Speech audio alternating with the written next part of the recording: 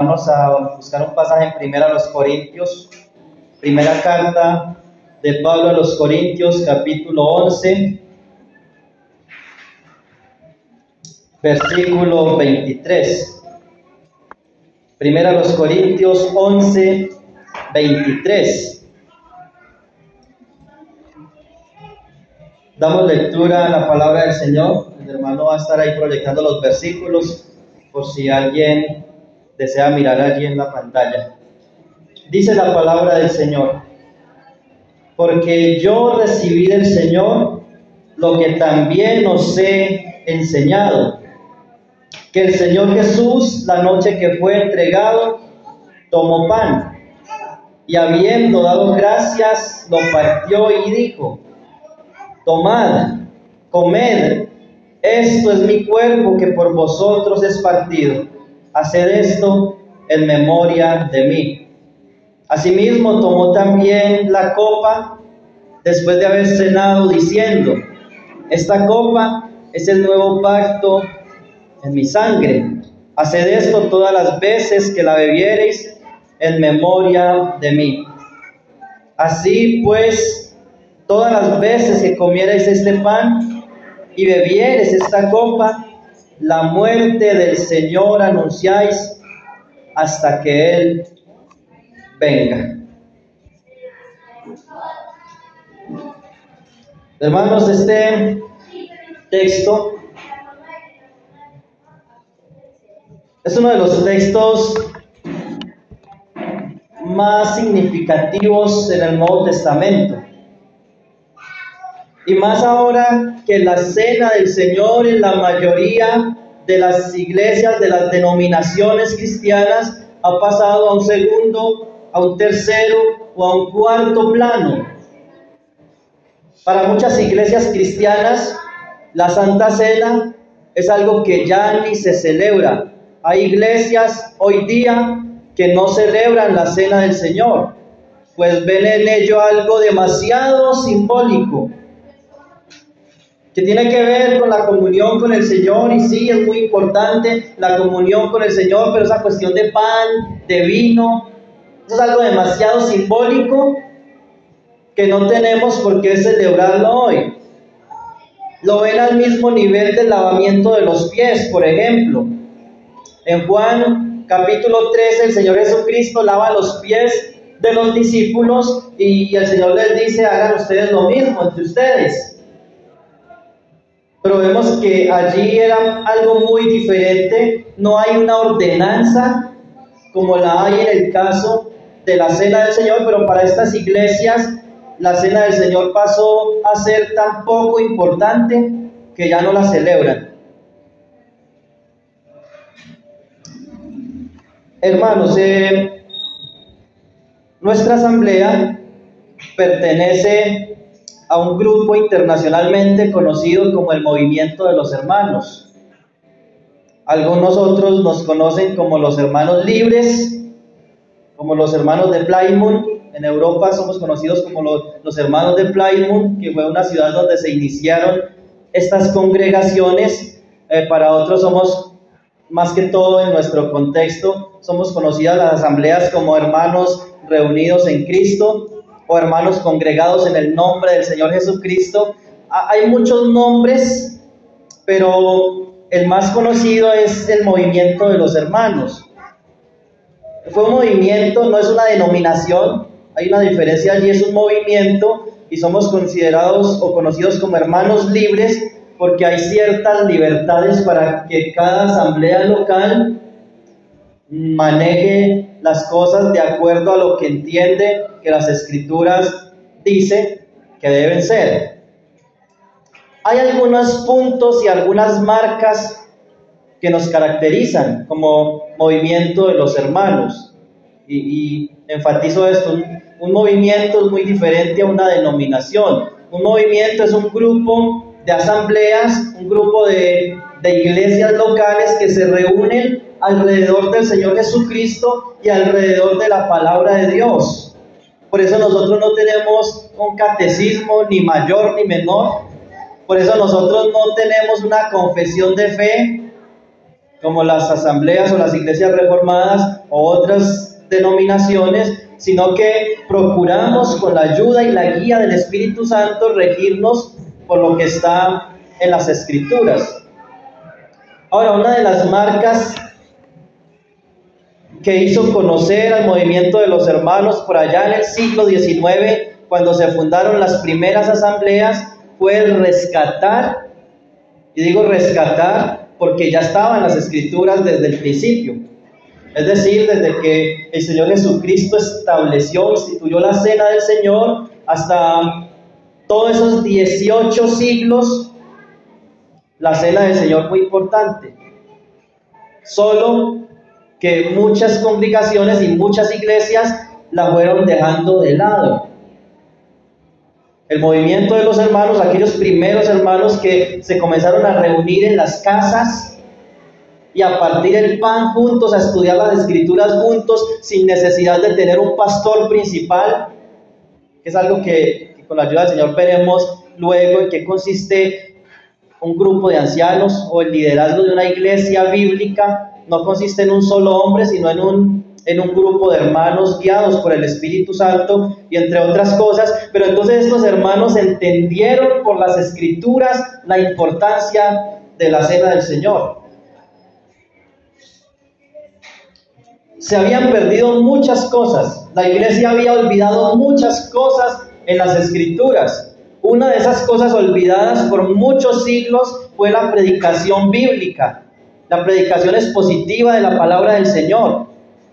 Hubo un impacto tan grande en el siglo XVI, siglo XV y siglo XVI, en la época de la Reforma, en cuanto a la predicación de la palabra, porque la Iglesia Católica había archivado la predicación de la palabra y había exaltado el altar, la Eucaristía, lo que para ellos es la Santa Cena. La había exaltado de tal manera que se desvió de las Escrituras y ahora la Santa Cena o la Eucaristía para ellos no era un recordatorio del Señor Jesucristo, sino un sacrificio necesario, y entendían que estaban sacrificando al Señor Jesucristo y comiendo su carne y bebiendo su sangre literalmente. Entonces se convirtió en un momento de idolatría, lo que había establecido el Señor Jesucristo y el apóstol Pablo como algo necesario que veremos en un momento. Se había convertido en algo, en un sacrificio cargado de idolatría allí, porque el pan se había convertido en la carne literal de Jesús, el vino en sangre literal, y hasta el momento eso es lo que creen los católicos, que hay una transustanciación, es decir, que el pan, o en el caso, en este momento la hostia se convierte literalmente en carne, y el vino se convierte literalmente en sangre. Entonces eso no lo puede tocar, eso alguien... O sea, es tan sagrada esa copa que solo un hombre puede tocarla. Y bueno, no quiero meterme mucho en esto en este momento, sino recordar que en la historia, aquel movimiento de hermanos que comenzaron a reunirse en las casas, recuperaron la importancia de la Cena del Señor. Los reformados quitaron el altar del centro de las iglesias, colocaron el púlpito en el centro, y ha sido de mucha bendición porque la predicación ha sido central en las iglesias reformadas, la predicación ha sido central en nuestras asambleas, pero a veces se ha arrinconado el altar, es decir, a veces se ha olvidado la importancia de la Cena del Señor, y por eso asambleas, iglesias que son buenas, no la celebran sino cada 6 meses. Algunas de ellos celebran la Cena del Señor una vez al año, algunas una vez al mes.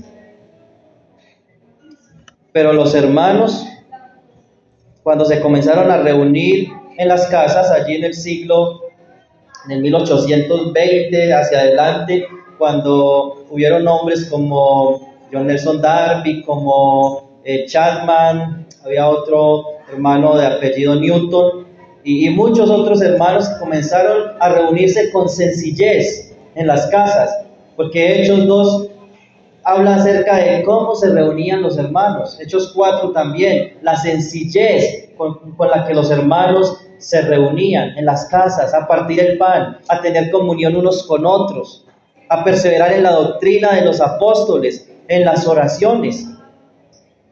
Eso fue lo que estos hermanos quisieron rescatar y derribar un poco de cosas. Algunos venían de la iglesia anglicana, donde hay mucha idolatría también. Otros venían de iglesias reformadas que habían perdido el enfoque. Alababan más la tradición. Se convirtió más importante la tradición que las escrituras. Estos hermanos se cansaron, comenzaron a reunirse en casas. Y de ahí salimos nosotros. Somos herencia de estos hermanos que exaltaron la escritura, y al exaltar la escritura encontraron que había una doctrina, que había una ordenanza que era importante, y era la cena del Señor. Y este fue uno de esos textos que impactó en estos hermanos. ¿Qué es entonces la cena del Señor? El texto nos muestra muy claramente en el versículo 23 que leímos, que fue algo que el apóstol Pablo no se está inventando. Él dice: yo lo recibí del Señor. Él lo recibió, y sabemos que el apóstol Pablo fue un hombre que habló y escribió inspirado por el Espíritu Santo, que fue enviado por el Señor como apóstol a los gentiles, y que una gran parte del Nuevo Testamento que nosotros tenemos hoy día fue escrito por él. Él no solamente recibió el ejemplo del Señor, porque todos los hermanos que estaban en el tiempo de Pablo, los judíos, recibieron el ejemplo del Señor. Vemos al Señor Jesucristo allí el día que se celebraba la Pascua, celebrando la última cena allí con sus apóstoles. Pero Él no solamente recibió ese ejemplo, sino que Él recibió mucha revelación de Dios. Por ejemplo, hay frases en 1 Corintios 7, donde Él dice: esto lo digo yo, no el Señor. Entonces muchos hermanos dicen: esto no es tan importante porque lo dijo Pablo, no el Señor. Pero el punto ahí no es que esto no sea importante porque lo dice Pablo, sino que Pablo está diciendo: esto es una revelación que se me dio a mí. Entonces Pablo está diciendo: yo recibí del Señor. Es decir, claro, el ejemplo también, porque el Señor lo hizo, y como vamos a ver en un momento, el Señor también nos mandó a celebrar la Santa Cena, pero en un sentido, Pablo recibió del Señor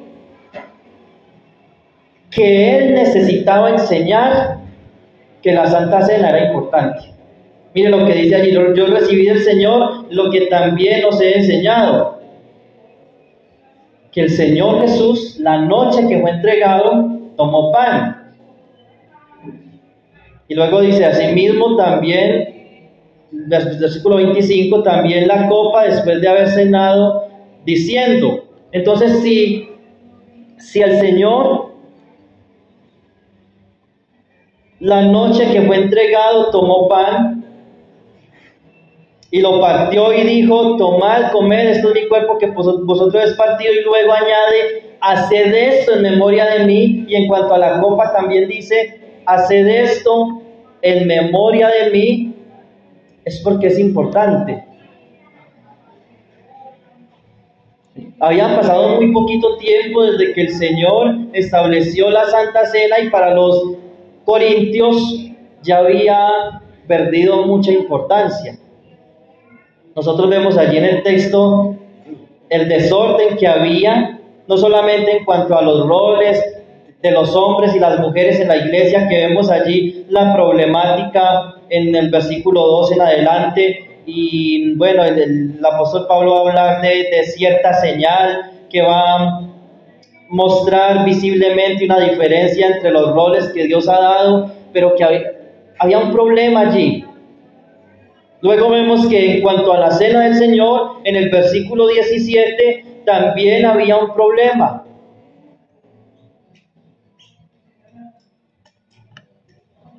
Los hermanos se reunían, celebraban un ágape, comían juntos, compartían juntos, inmediatamente celebraban la Santa Cena, pero esto se había convertido en un desorden. Vamos a leer rápidamente ese pasaje, versículo 17.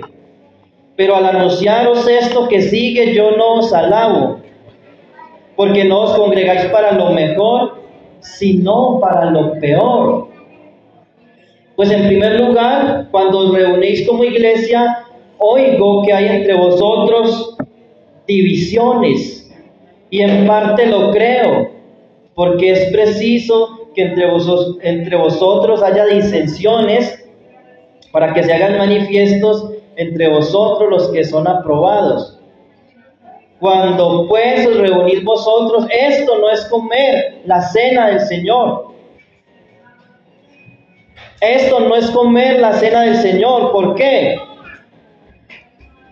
Porque al comer cada uno se adelanta a tomar su propia cena, y uno tiene hambre y el otro se embriaga.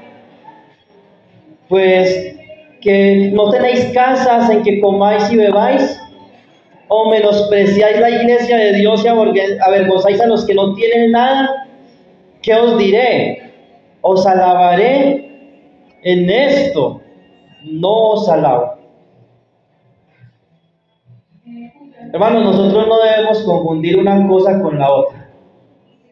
La cena del Señor es un memorial, es una ordenanza importantísima en la iglesia, que es muy diferente a sentarnos a comer con un hermano o con un grupo de hermanos. De hecho, Pablo hace la diferencia allí en Hechos 2:42, cuando él dice que una cosa es el partimiento del pan y otra cosa es la comunión unos con otros.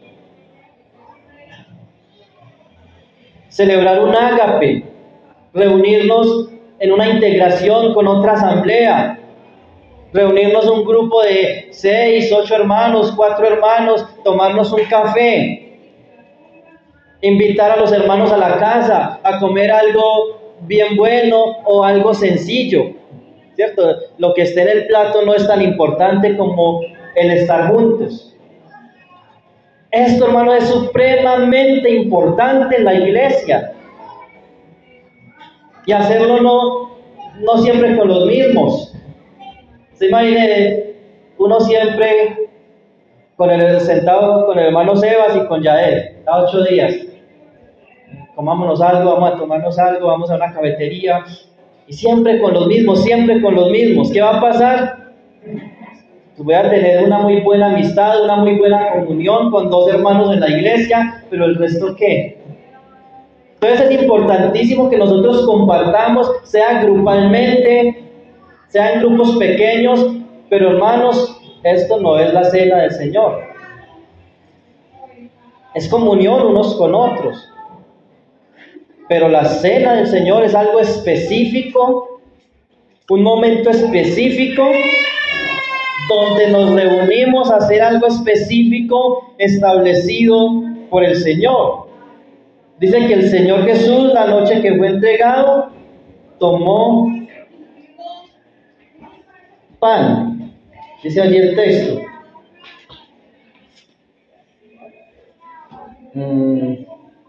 El versículo 23, el Señor Jesús, la noche que fue entregado, tomó pan y habiendo dado gracias, lo partió y dijo: tomad, comed, esto es mi cuerpo que es partido, que por vosotros es partido, haced esto. Y noten allí el hacer. ¿Qué significa hacer? No es una palabra que usamos muy a menudo, ¿cierto? Recuerden que la Reina Valera es una versión donde hay un español un poquito clásico, y es un español de España. En otras palabras, hagan esto en memoria de mí. Y cuando alguien que tiene autoridad le dice a alguien haga, ¿esto qué es? Una orden, un mandato. una ordenanza, es un mandato. Cuando el Señor Jesús dice, hagan esto en memoria de mí, Él no está diciendo quizás o tal vez cuando puedan o si quieren lo hacen. Hagan esto en memoria de mí. Vamos a mirar unos textos allí paralelos ya les digo, hermanos, el versículo. Mateo, vamos primero a Mateo. Mateo capítulo 26, versículo 26. Dice, y mientras comían, tomó Jesús el pan y bendijo y lo partió y dio a sus discípulos y dijo, otra vez, tomad, comed, tomen, coman. Esto es mi cuerpo. Y tomando la copa y habiendo dado gracias, les dio diciendo, bebed o beban de ella todos, porque esto es mi sangre del nuevo pacto que por muchos es derramada para remisión de los pecados. Vamos a Marcos capítulo 14.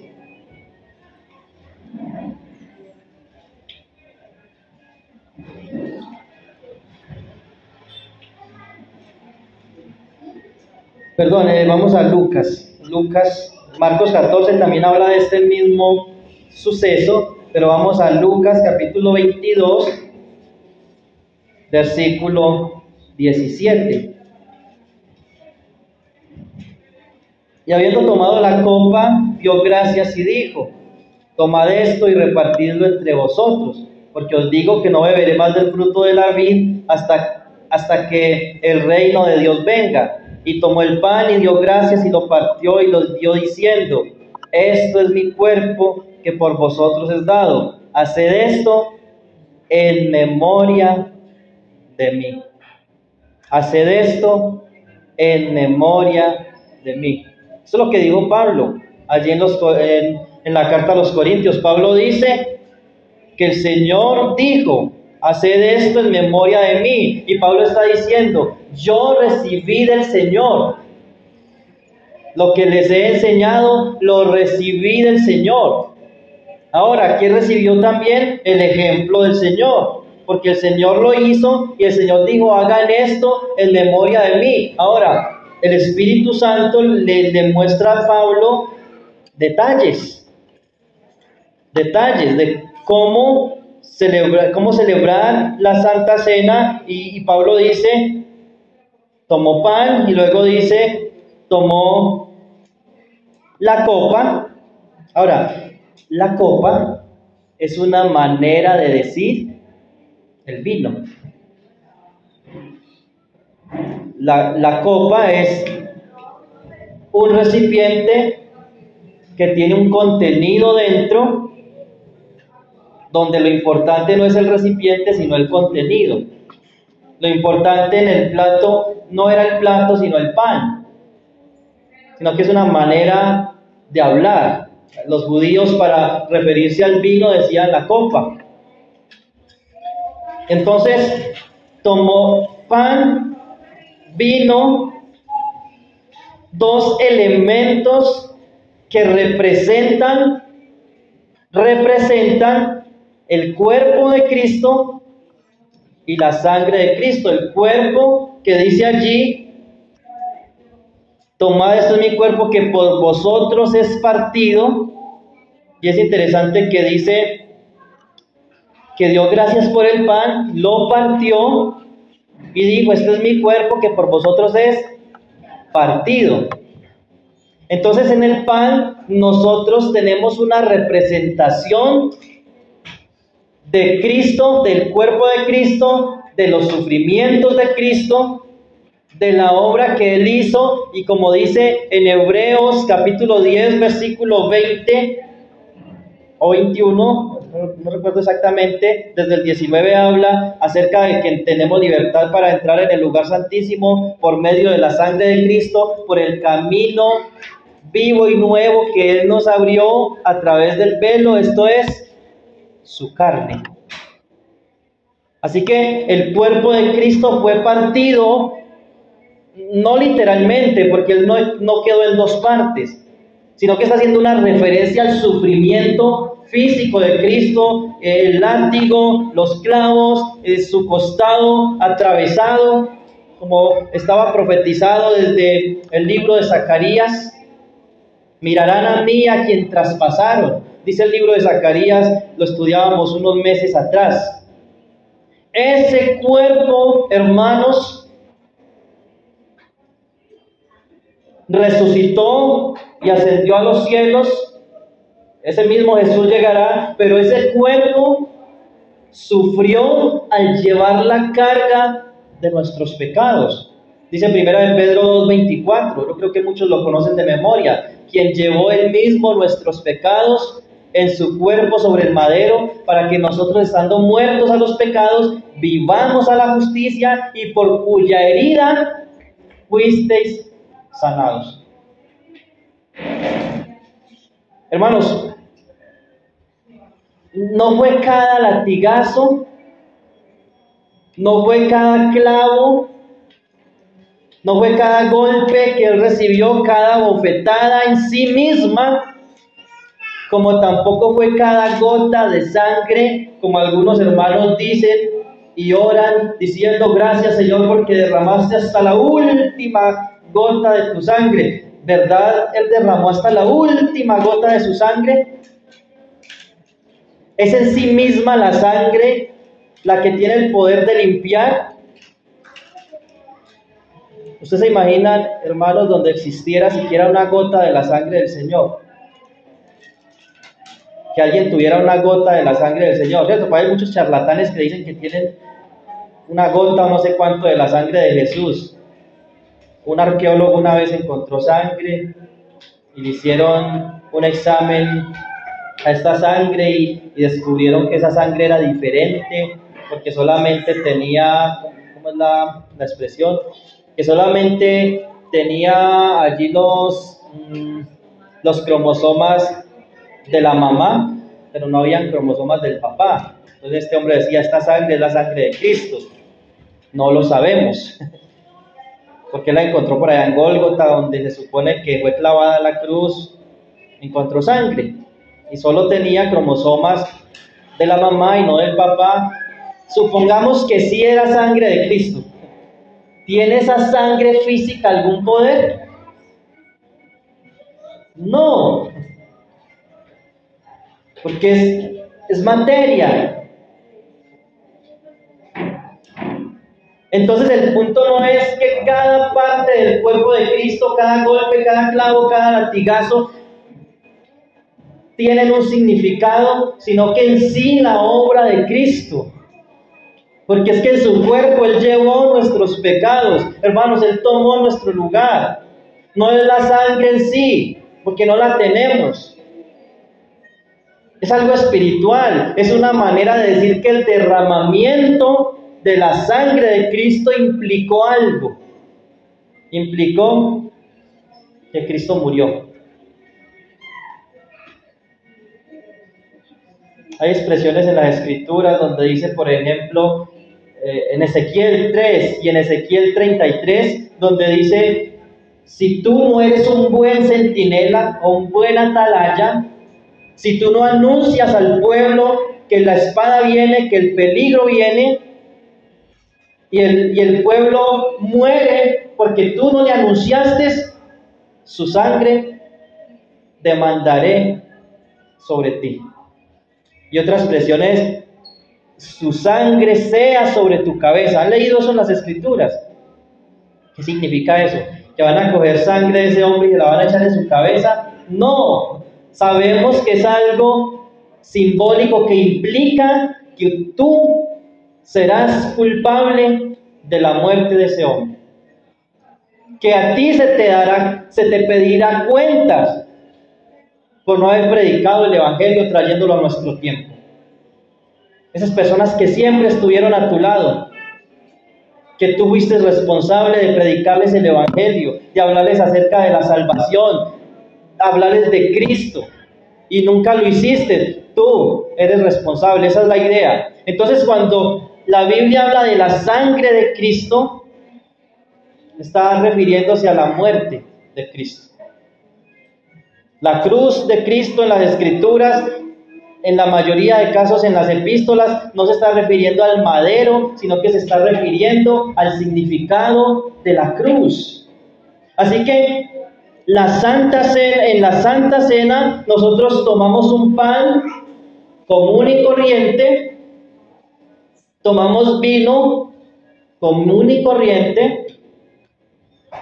Algunos hermanos son muy dogmáticos con esto, ¿cierto? Ellos entienden que tiene que ser pan sin levadura, que tiene que ser molido no sé cómo, que el vino tiene que ser literalmente exprimido de las uvas. Yo no sé si lo pisarán con el pie, con los pies, como lo hacían en el tiempo de Cristo. Si quieren ser muy literalistas, deberían hacerlo así. No, hermanos, lo importante es la simbología que nosotros tenemos cuando celebramos la Santa Cena.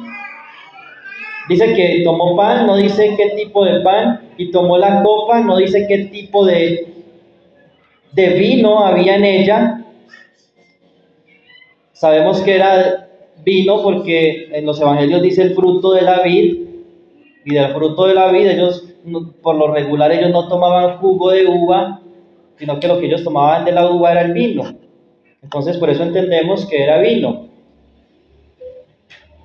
Y bueno, de aquí podríamos quedarnos conversando mucho acerca de esto, y no es mi intención hablar si con copitas o con una sola copa, eso es para otra ocasión hablarlo tal vez, sino que en este momento lo que quiero enfatizar es la importancia, hermanos, la importancia. Dice, haced esto en memoria de mí, y luego en el 25 dice, haced esto todas las veces que lo bebiereis en memoria de mí.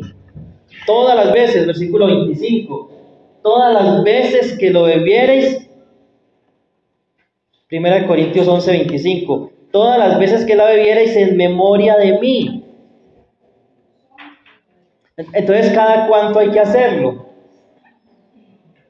¿Cada cuánto hay que hacerlo? Si como algunos hermanos lo hacen una vez al mes, si cada 6 meses, si cada año, o en realidad ya perdió importancia la simbología y no hay que hacerlo. Ahora lo único que importa es la predicación de la palabra, y aparte de la predicación nada importa, no importa la adoración, no importa el tiempo de alabanza en la iglesia, y no importa la Santa Cena. Sí importa. Sí es una ordenanza, sí es un mandato. Ahora, ¿cada cuánto lo hacemos? ¿Será que están pecando los que lo hacen una vez al mes? No. ¿Somos más importantes por hacerlo una vez a la semana? No. ¿Por qué lo hacemos semanalmente entonces? Bueno, hay un pasaje en Hechos 20, Hechos capítulo 20, hay un pasaje donde Pablo está celebrando la Santa Cena. Yo sé que hay algunos que dicen que eso no es la Santa Cena, hay algunos teólogos que dicen que ahí no está hablando de la Santa Cena, pero vamos a darle lectura porque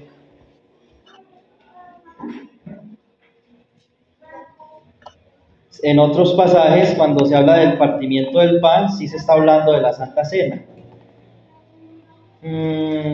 Ya les digo la cita con exactitud.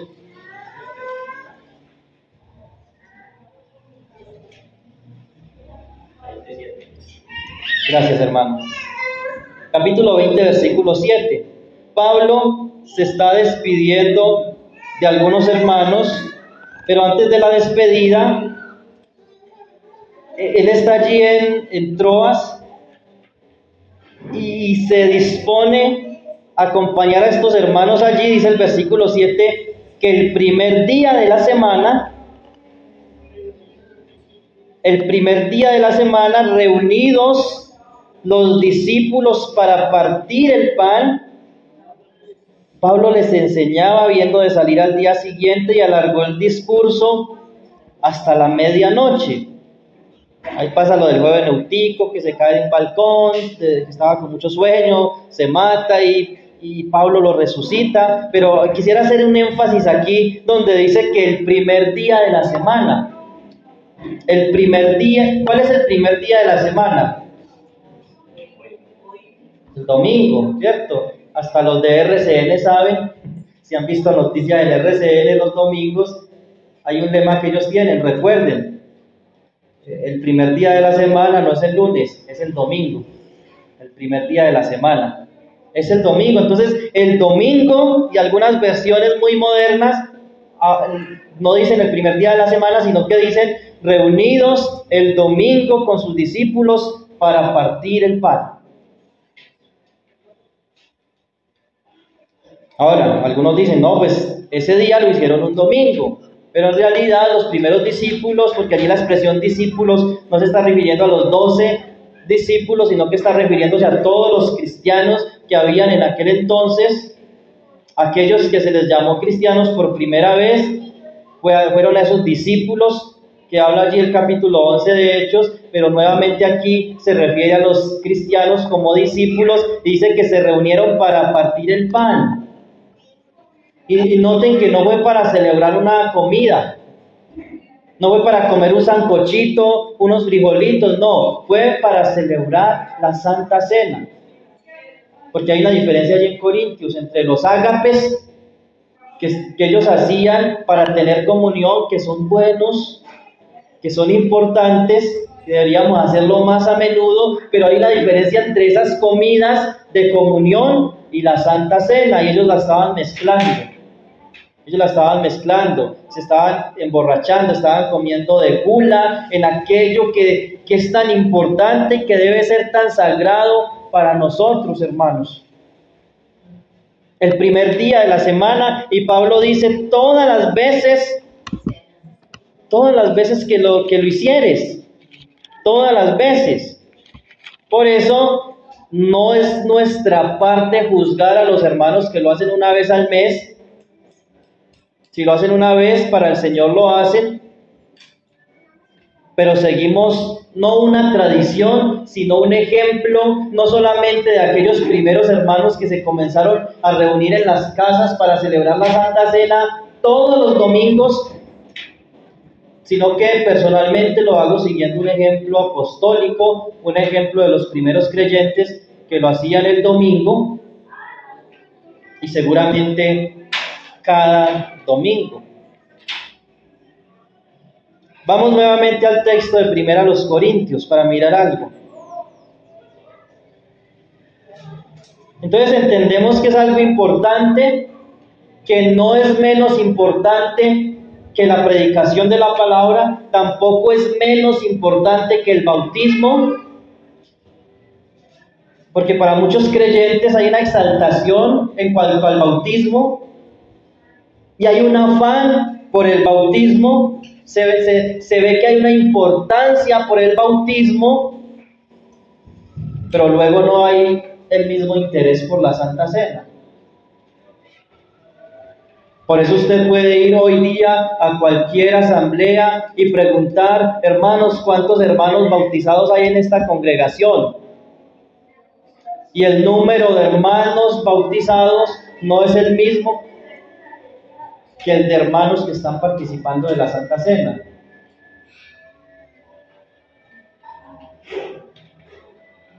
Por un mal discipulado, por un mal ejemplo, no sabemos cuál sea la razón en sí, pero la razón es que para muchos es más importante el bautismo que la Santa Cena. Me bautizo y ya llegué a la meta. No, hermanos. ¿Sabe cuándo vamos a llegar a la meta? ¿Sabe cuándo vamos a llegar a la plenitud? Cuando estemos en la presencia del Señor Jesucristo. Mientras tanto, hermanos, nosotros debemos día a día purificarnos, día a día santificarnos. Porque entonces algunos otros hermanos dicen, no, yo no quiero estar en la Santa Cena porque entonces me tengo que portar bien. Yo no quiero estar en la Santa Cena porque entonces no puedo seguir como voy. Eso decía una hermana en cierto lugar, en otra asamblea, para que no vayan a pensar mal de algún hermano entre nosotros. En otra asamblea había una hermana que decía, es que yo no quiero estar en la Santa Cena porque entonces voy a tener mucha responsabilidad.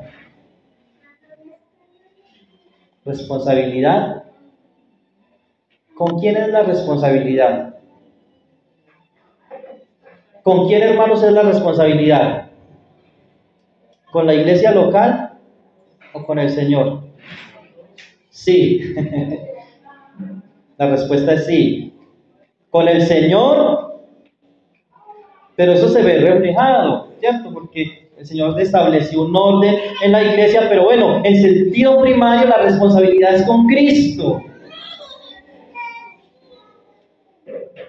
¿Será que si un hermano, ¿cierto? Estamos hablando de un hermano, una persona que es nacida de nuevo, que es salvo, ¿será que si esa persona no está participando de la Santa Cena, eso le da libertad de hacer ciertas cosas? No.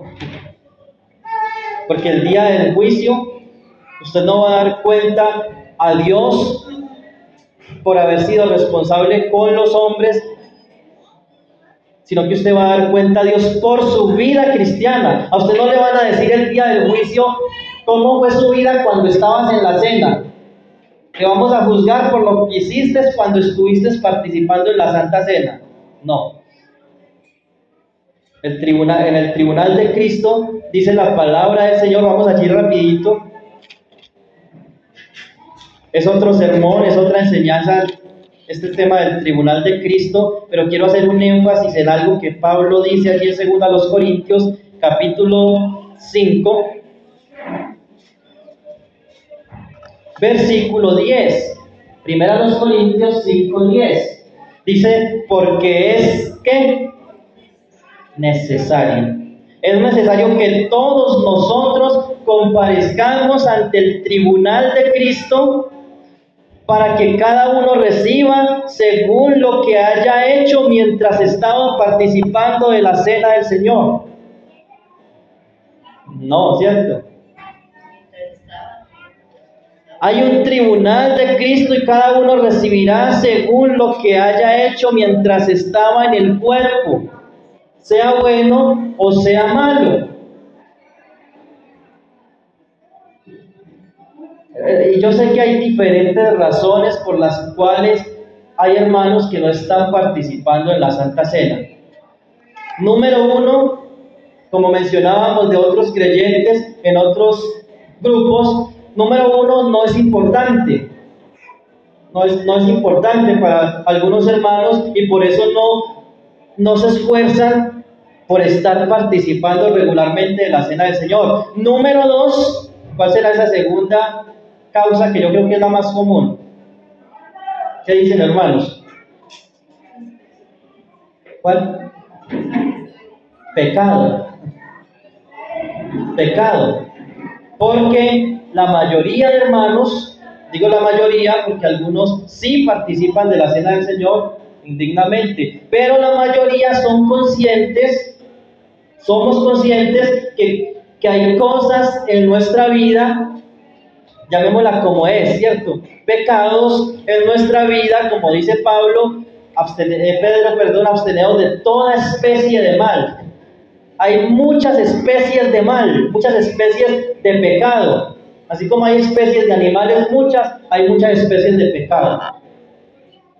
Fornicación, adulterio, borracheras, disensiones, lujuria, mentira, ira, enojo, rencor, peleas.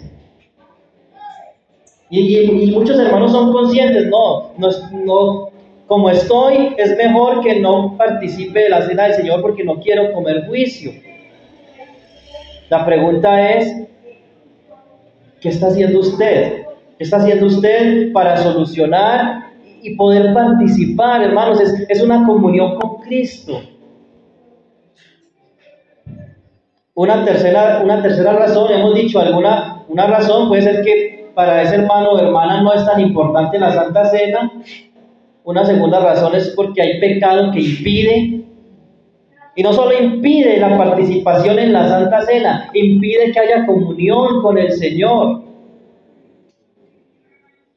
Un ejemplo de esto es cuando Pedro le dice a los esposos, allí en 1 de Pedro capítulo 3, mucho cuidado, esposos, traten bien a sus esposas, traten bien a sus mujeres como un vaso más frágil. Ellas son coherederas de la gracia de la vida, trátelas bien para que sus oraciones no tengan estorbo. Un esposo que trate mal a su esposa y se arrodilla a orar como si nada es un hipócrita. Entonces no es tanto que no puedo comer pan y tomar vino, no, hermanos. Es que se rompe esa comunión con el Señor.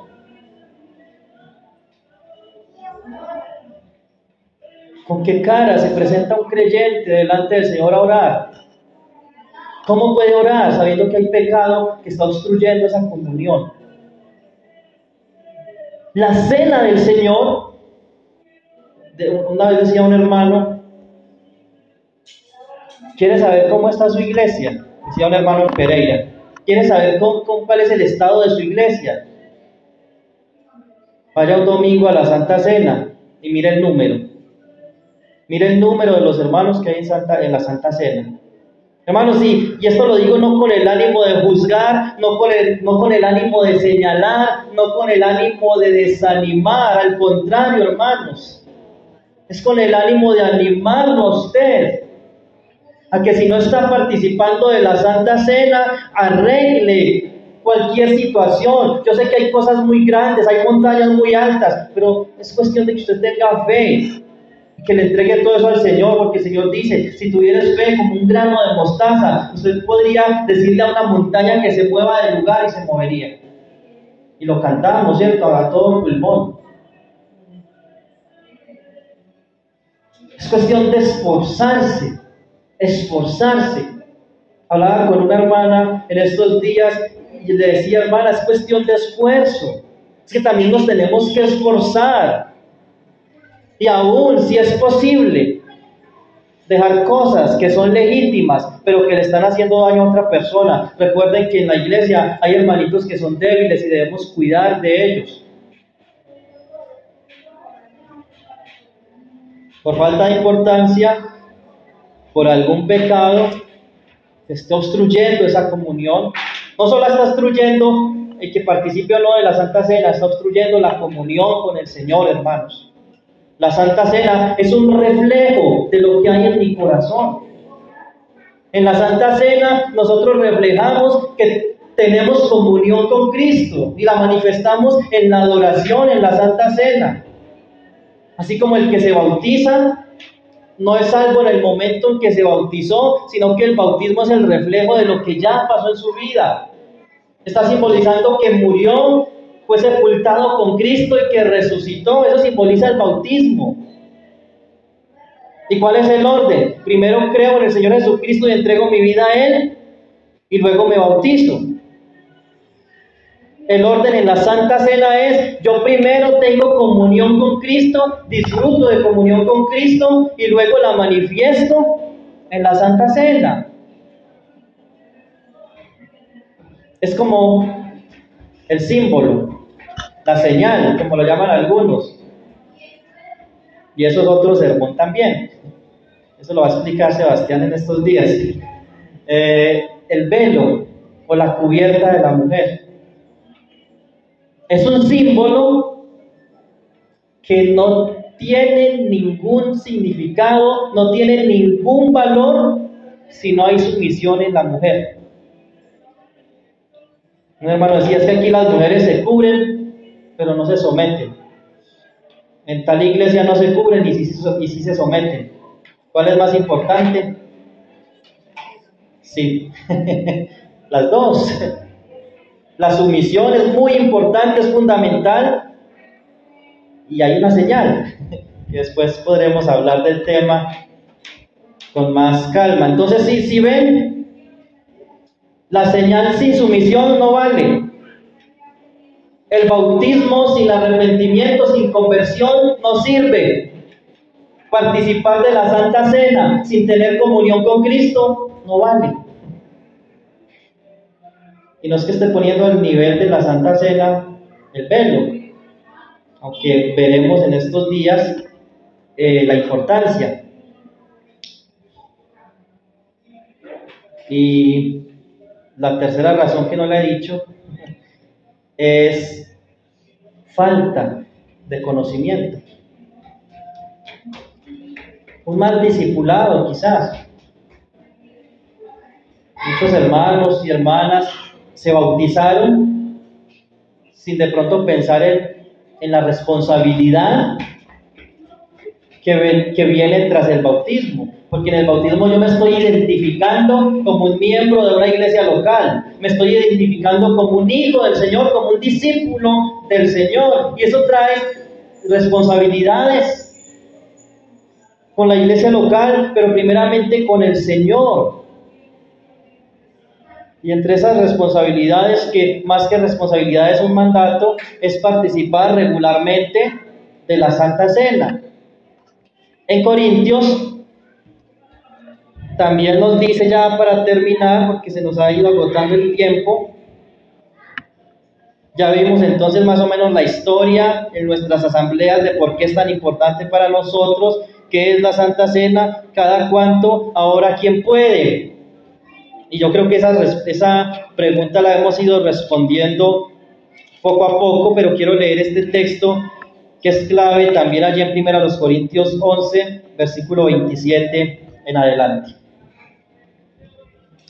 De manera que cualquiera, 1 Corintios 11, 27, porque es cierto, es algo que no debemos tampoco tomar a la ligera. Ya el hermano John dijo que debemos estar todos el domingo en la cena, pero cuidado, es que aquí se nos dice quién puede. Y noten que es de cada uno con el Señor. De manera que cualquiera que comiere de este pan o bebiere esta copa del Señor indignamente, será culpado del cuerpo y de la sangre del Señor. Indignamente. ¿Qué significa esto? Hay pecado en su vida, hay desorden en su vida, no hay un entendimiento de lo que es el Evangelio, de lo que es la santificación, y note lo que estaba pasando en Corinto. Por tanto, pruébese cada uno a sí mismo, y coma así del pan y beba de la copa. No es que si el hermano Sebastián me da permiso, si el hermano Hernando o el hermano Dubán o el hermano John me dan permiso de participar el domingo. ¿Qué dice? Pruébese cada uno. Claro, para seguir un orden, los ancianos juegan un papel aquí fundamental, no de quienes dan el permiso, sino de quienes están al cuidado. Y si los ancianos son sabedores de que un hermano o una hermana tiene un pecado, una situación por solucionar, ellos deben estar velando para que cuando esa hermana o ese hermano participe, su corazón esté bien delante del Señor, para que no lo vaya a hacer indignamente. Pero no es porque demos un permiso, sino que nosotros entendemos que esta persona ya examinó su vida delante del Señor y que ahora tiene libertad. Y dice, pruébese cada uno, examínese cada uno, pruébese y coma. No dice pruébese y dice, porque muchos dicen, no, es que yo me pruebo y yo entiendo que hay pecado en mi vida, entonces no puedo. Pasó algo hace 35 años en mi vida y eso me impide. Oh, tengo esta lucha, tengo este pecado actualmente y eso me impide. El punto no es quedarse ahí, hermanito, hermanita, el punto no es quedarse ahí. El punto es, examínese y coma. Examínese y beba. Ojo, y no está diciendo, siéntese indignamente, no. El punto aquí es solucione para que puedas participar. Solucione para que puedas participar. Y en esa solución usted no está sola, hermana. Usted no está solo, hermano. Usted no está solo. Usted tiene al Consolador, al Guiador, al Espíritu Santo. Usted tiene al Padre. Usted tiene al Hijo. Está con usted. Si usted es hijo de Dios, Él está contigo. Solamente esfuérzate y sé valiente. ¿Qué le dijo el Señor a Josué? Ve, toma la tierra prometida. Yo estoy contigo. Eso no es imposible porque yo estoy contigo, pero tú esfuérzate y sé valiente. Te mando que te esfuerces y que seas valiente. No temas ni desmayes. No temas las consecuencias. Soluciona ese problema. Si al examinarte tú entiendes, no puedo, soy indigno en este momento, el punto es, examina, se solucione y participe. Ese es el punto, hermanos. El que usted esté en la cena no te va a hacer mejor.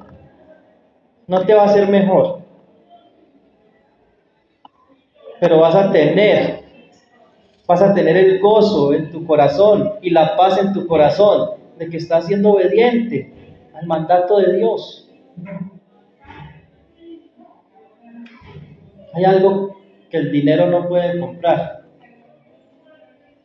ni Mastercard, y es la paz, el gozo en el corazón, en la vida cristiana, la plenitud en la vida cristiana, de estar contento, así no vaya para los pasajes, así no vaya para el almuerzo ahorita. Hay un gozo que nada, hermanos, nada lo puede comprar, una paz, eso solo lo da el Señor, hermanos. Y hermanos, el estar participando de la Santa Cena llena tanto el corazón de esa paz y de ese gozo. Es un momento tan bonito, hermanos, sentarse uno a recordar al Señor Jesucristo y hacerlo consciente del significado, hermanos.